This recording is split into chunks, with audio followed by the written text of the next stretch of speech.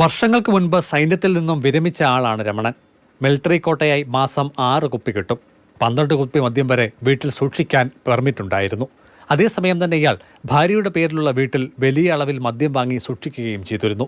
12 കുപ്പി എന്ന പെർമിറ്റ് അളവിലുള്ള മദ്യം മാത്രമാണ് വീട്ടിൽ സൂക്ഷിച്ചിരുന്നതും.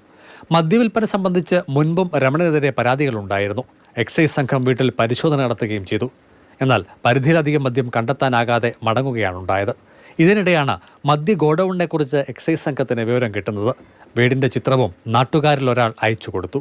രഹസ്യമായി സ്ഥലം പരിശോധിച്ച ശേഷമായിരുന്നു ഇന്നലെ എക്സൈസ് സംഘം രമണനായി വല വിരിച്ചത്.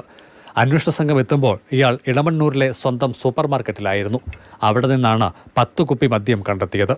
മദ്യം മറ്റെവിടെയും സൂക്ഷിച്ചിട്ടില്ല എന്ന ആണയിട്ട രമണന് മുന്നിൽ ഗോഡൌണായി ഉപയോഗിക്കുന്ന വീടിന്റെ ചിത്രങ്ങൾ എക്സൈസ് ഉദ്യോഗസ്ഥർ കാട്ടിക്കൊടുത്തു. തുടർന്ന് 64-കാരനുമായി കല്ലുവിളയിലെ ഈ വീട്ടിലെത്തി.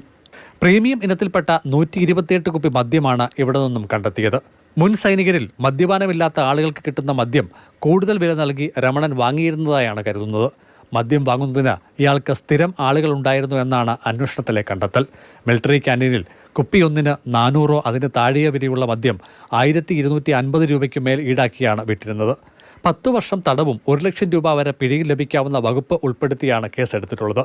ഇയാൾക്ക് മദ്യം ലഭിച്ച വഴി സംബന്ധിച്ച് വിശദമായ അന്വേഷണം നടത്തുമെന്ന് സർക്കിൾ ഇൻസ്പെക്ടർ അൻഷാദ് പറഞ്ഞു. മാതൃഭൂമി ന്യൂസ്, പത്തനംതിട്ട.